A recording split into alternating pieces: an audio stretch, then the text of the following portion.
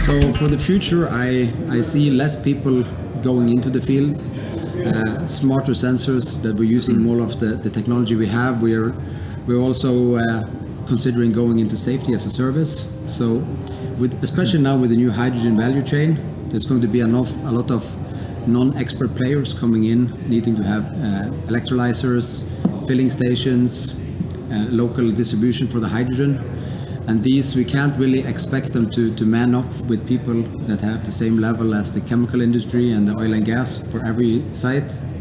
So I'm seeing that the vendors need to take more responsibility. Need to be connected to all our sites. We need to do all the trending of the performance of every single device, and then we supply the customer with compliance to their guidelines as a service. So we give them uptime, documentation on everything is working as it should be according to their guidelines, and they are only basically paying an operational cost, not buying the equipment and concerned about obsolescence or stuff breaking. That should be our responsibility.